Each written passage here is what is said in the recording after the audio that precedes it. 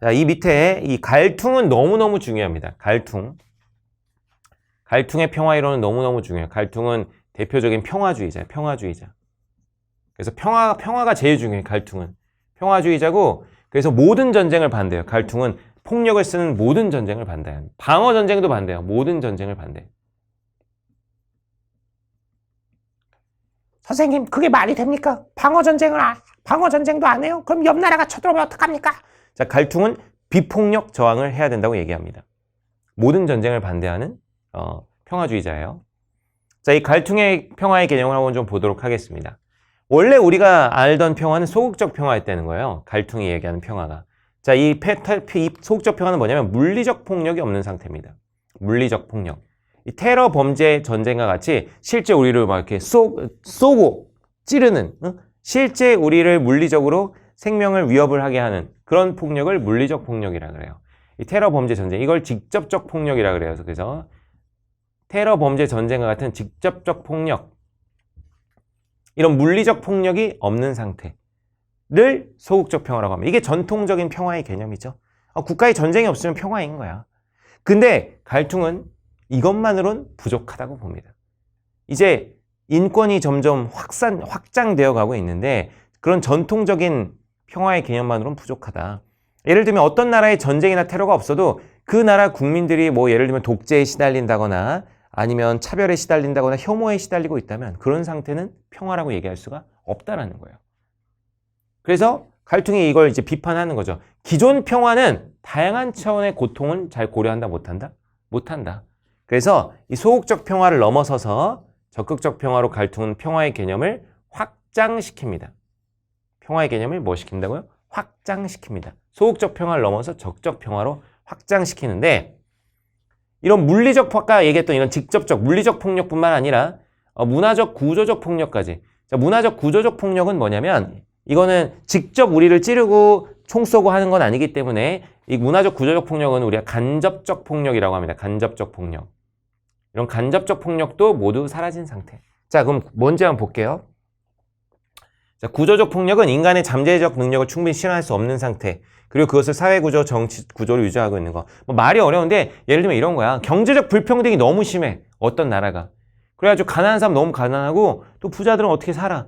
그럼 그 가난한 사람들 같은 경우는 자아를 실현하기 쉬워요? 어려워요? 어렵죠? 그런 게 구조적 폭력이야. 예를 들면 경제적 불평등 같은 걸 말하는 겁니다. 심각한 경제적 불평등, 어떤 빈곤, 뭐 이런 거를 말하는 거예요. 이 구조적 폭력이죠. 그다음 문화적 폭력 같은 경우는 뭐예요? 종교와 사상, 언어, 예술, 과학, 학문 등으로 폭력이 합법화되거나 일반적으로 용인되는 거. 대표적으로 뭡니까? 혐오 문화 같은 겁니다. 혐오 문화. 예를 들면 뭐 유럽에서 극우 정당들이 얘기하는 거 있잖아요. 이주민들 때문에 우리나라가 이렇게 어려워졌다. 이주민들을 다 내쫓고 추방하자. 이주민들 아웃. 뭐 이렇게 하는 게 일종의 무슨 폭력인 거야? 문화적 폭력인 거죠. 그죠? 이주민들을 혐오하는 그런 거. 자, 이런 구조적 폭력과 문화적 폭력도 다 사라진 상태. 이게 무슨 평화다? 적극적 평화다. 그래서 자유와 인권 보장, 삶의 질에 바탕을 둔 이걸 인간 안보라고 표현합니다. 인간 안보. 이 소극적 평화는 무슨 안보일까요? 이거는 국가 안보입니다. 국가 안보. 그래서 친구들이 이거 헷갈리시면 안 돼요. 많이 헷갈려 하는데 여러분 국가 안보가 더 작은 개념이에요. 국가 안보가 더 작은 개념이고 인간 안보가 더 뭐한 개념이다? 큰 개념이에요. 국가 안보는 우리 국가 안에 테러와 전쟁이 없는 상태를 의미합니다.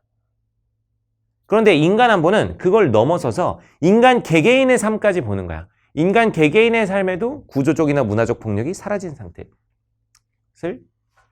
인간 안보라고 합니다. 그래서 안보의 개념은 국가 안보, 기존의 안보는 국가 안보였는데 그 국가 안보가 이제 뭐로 확장이 된 겁니까? 인간 안보로 확장이 된 겁니다. 소극적 평화가 적극적 평화로 확장된 것. 그래서 인간 안보가 뭘로, 죄송합니다. 국가 안보가 그래서 무슨 안보로? 인간 안보로 확장이 된 것입니다. 까먹지 마셔야 돼요. 친구들이 착각한단 말이야. 선생님, 국가가 좀 크니까 국가 안보가 더 확장된 개념 아닙니까? 아닙니다. 기존의 안보 개념이 국가 안보였고 그것이 확장돼서 인간 개개인의 인권, 삶까지 바탕을 둬야 된다. 인간 안보로 확장이 된 겁니다. 이해되시죠? 자, 이 갈퉁의 이야기 굉장히 중요합니다. 갈퉁 잘 외워두시고요. 자, 다음으로 넘어가겠습니다. 문제로 넘어갈게요.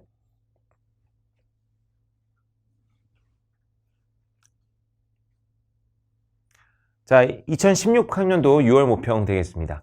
좀 굉장히 옛날 문제인데 한번 살펴볼게요.